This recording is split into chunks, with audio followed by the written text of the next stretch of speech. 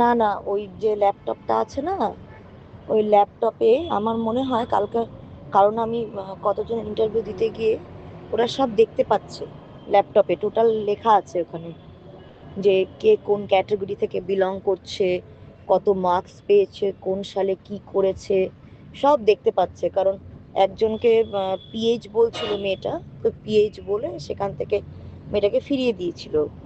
তো মেয়েটার দিকে পিএইচ সার্টিফিকেট আছে, তো তখন ওখান থেকে ইন্টারভিউটা নিচ্ছিল না মেয়েটার। তখন বলছে কেন ম্যাম আপনি নেবেন না, বলেছে আমাদের এখানে আপনাকে পিএইচ বলে দেখাচ্ছে না।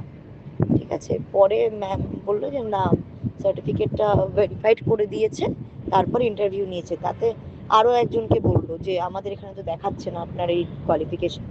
তো তাতে আমি বুঝলাম যে না, ওখানে টোটাল ডিটেলস এভরিথিং ওদের সামনে ল্যাপটপে উঠে আসছে।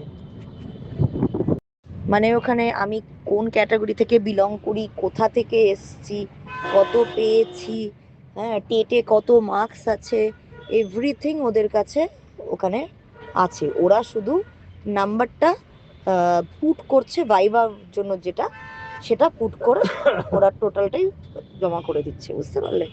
এভরিথিং ওরা দেখতে পাচ্ছে ল্যাপটপে। তাহলে সরি আপনাদের সবাইকে ডিস্টার্ব করলাম। অলওয়েজ আপনাদের কোঅপারেশন পাই।